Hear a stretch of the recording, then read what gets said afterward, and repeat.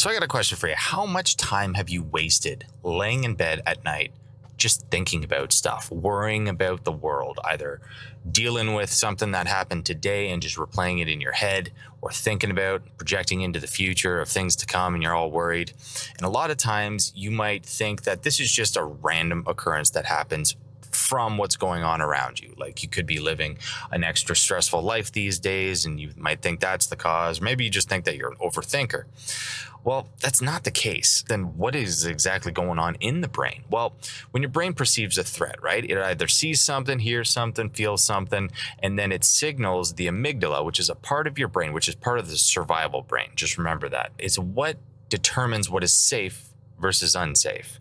And in this process, as soon as it perceives a threat, it's got to prepare you for what's next, either to fight or to run away. So it floods your body with a bunch of hormones: cortisol, adrenaline, norepinephrine. Adrenaline and norepinephrine are there to start widening your focus and to really get a whole grasp of the situation and prep your muscles to go.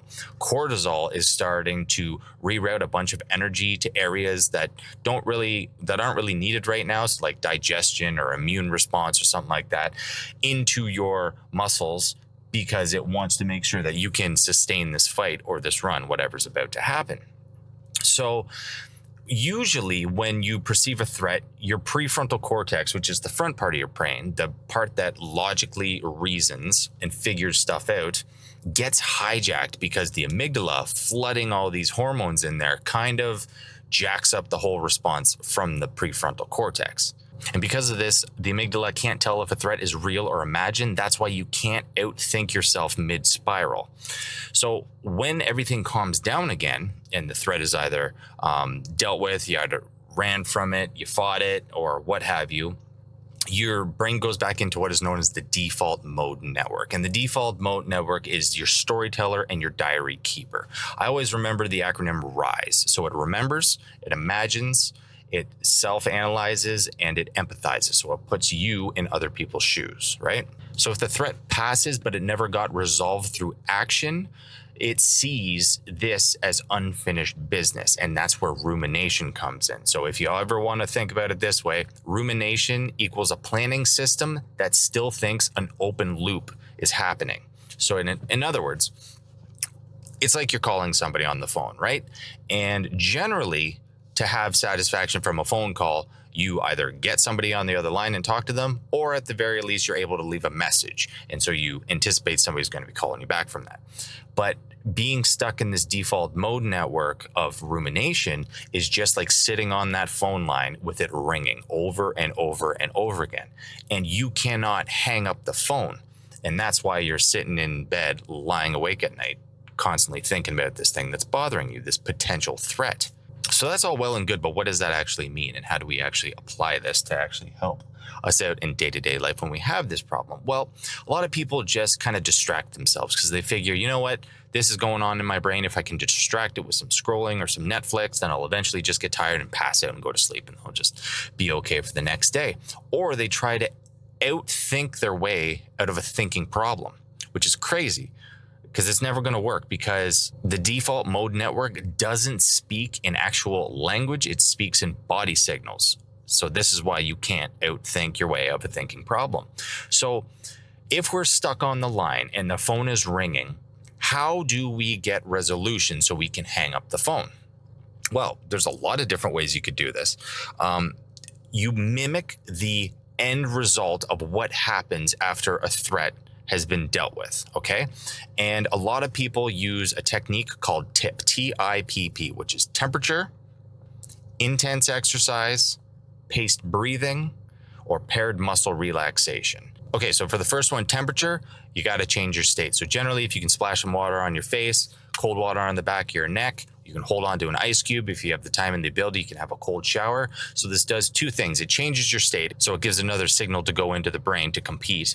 But at the same time, it triggers something called the dive reflex, which is an old mammalian response, which means if you put water on your face, it thinks you're about to go underwater. So it does a bunch of things preparing to go underwater, which is drop your heart rate. It constricts your blood vessels in your arms to kind of force the blood back into your torso. Because as I said, cortisol, that stress response is to take everything out of there into your muscles so it can really have all the energy that it can to fight or flight. But this does the opposite, which actually turns from sympathetic nervous system back into parasympathetic nervous system.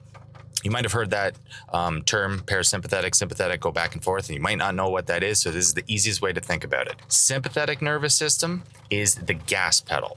Parasympathetic nervous system is the brake pedal.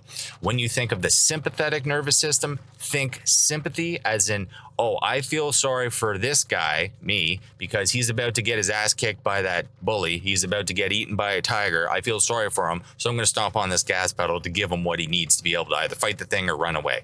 So that's how you can remember sympathetic versus parasympathetic. So the I in TIP is intense exercise. And what this is for is it's 30 to 60 seconds of intense exercise, which is either push-ups, air squats, sprinting in spots. And oh, it's coming down pretty nice now. Good thing I'm not hiking today on this video. And what this does is it simulates what happens at the end when a threat is done. So generally, if you have fought or you run, you have expelled a whole bunch of this pent up energy. So if you don't do this, you find that you will have this feeling inside of you that can be translated into anxiety or what have you, because you have geared your body and got it ready to either run or fight, but you never did anything like that because maybe the external threat wasn't actually physical, maybe it was mental, maybe you're worrying about something that's happening. And for this reason, you have this built up energy and you need to expel it somehow. This is actually a part of somatic therapy.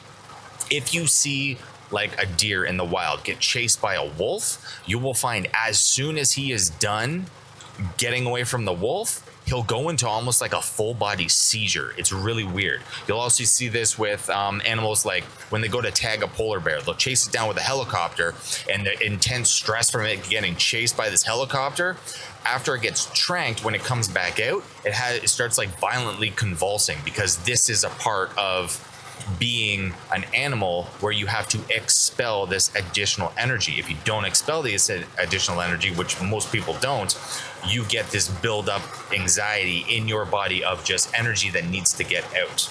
The first P is for paced breathing, which is anybody who has heard of box breathing, which is a 4 count on the inhale, a 4 count hold, a 4 count on the exhale, and a 4 count hold. So you go in 1, 2, 3, 4, hold 2, 3, 4, out 2, 3, 4, hold 2, 3, 4, and continue this. A lot of people know this as the Navy SEAL breath because they use it to switch from, like we said, the sympathetic response back to the parasympathetic response. So there's a bunch of things that this does. Not only does it slow down your breathing and mimics what happens after you've resolved a threat, but also in your chest cavity where your heart is, you have the diaphragm that's underneath. And when you breathe, it expands, right? So when you expel out all the air,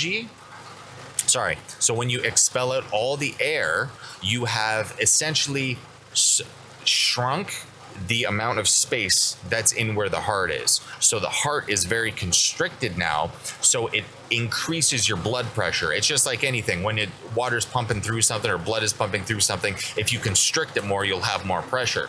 So this actually sends a signal to your brain that says, hey, my blood pressure is a little high. Maybe we should slow down the heart so we're not pumping as hard. And it, in turn, calms your system down. The fourth P is actually paired muscle relaxation. So again, this is the tense and release, which mimics, again, what a body does once it's out of distress. So any one of those completes what's going on in finalizing the call, what we were talking about before. So you're no longer just sitting on the phone. It has dealt with this problem. But we still haven't really dealt with the problem of the default mode network. So TIP is what you want to use if you are in a state of, oh, I think we got hail coming on us. we want to do a tip if we're in a state of panic or a state of chaotic thoughts or something, and you need to really calm down really quick. If you're finding that you are still dealing with these ruminating thoughts at night, then it's something different, what I call the 4-part journal exercise. And think of it like there's a fire going on, right? Your brain has perceived a fire, whether it's a threat at work, whether it's a threat at in your life. Maybe you're worried about a social situation or something like that. Oh, it's coming down pretty good. If you're worried about this, your brain wants you to take action, right? It is praying and begging you to take some sort of an action. And especially people who face trauma, it's because let's use a car accident, for example. If somebody goes through a car accident, it has really started to degrade their life because they are so worried about this thing happening again. Every time they climb into a car or they're a passenger in a car or something, they almost go into a panic attack because in their mind, this is inevitable to happen again. And it isn't until you give your brain some sort of a resolution that it starts to leave you alone. So the ruminating thoughts are a smoke alarm that's going off from this fire that's going on behind you. And how you want to get rid of it, what would you do if the smoke alarm is going? You'd go up to it and you'd wave something to clear away the smoke so it stops going off, right? That's what the 4-part journaling technique is. So you want to grab a piece of paper. I do this all the time if I'm laying awake at night and I'm just thinking about something. Grab a pen and a piece of paper. You can even have this next to your bed if you suffer from this a lot. And then what you want to do is you want to write down 4 things. Write down first what happened. So Johnny did this at work and I was pissed at Johnny, so I said something and he got mad at me and then blah, blah, blah, blah, blah. Okay, that's step 1. Step 2, what are the thoughts that you're thinking about? And this really helps to go into the worst case scenario because your brain is pretty much in worst case scenario. So you acknowledging it pretty much tells your brain that, okay, I'm listening now. So it likes to be taken seriously. So when you write down the second part, make sure you go as much in depth as you can about what you're worried about. So first part is Johnny and I got in a fight. We argued, blah, blah, blah, blah. What I'm thinking about now is, I'm going to go into work tomorrow. Johnny's going to be still pissed at me. I'm going to be mad at him. We're probably going to get in an argument. Maybe the boss hears about this and I get reprimanded. Maybe I get fired and then I lose my house and then I'm on the street and then I'm alone and I die.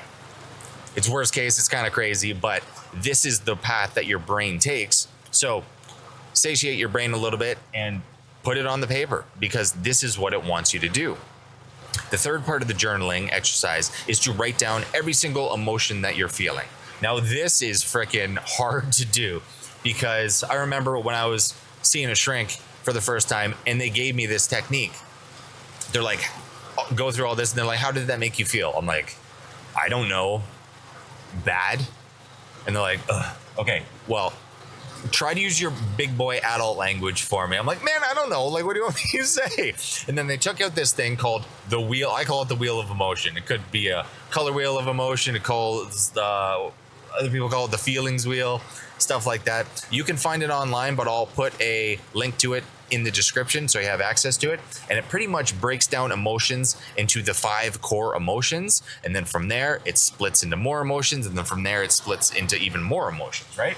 So it's so easy to just pull this thing out, look at it, and every single word on there that you even remotely feel relating to what you're feeling right now, write it down. Sometimes I can word stuff like 14 words in here. And I'm like, I'm feeling annoyed. I'm feeling pissed off. I'm feeling disgraced. I'm feeling embarrassed. I'm feeling enraged. I'm feeling all, and you just write down everything. Even if you only feel it a little bit, it's good to get every single one on there.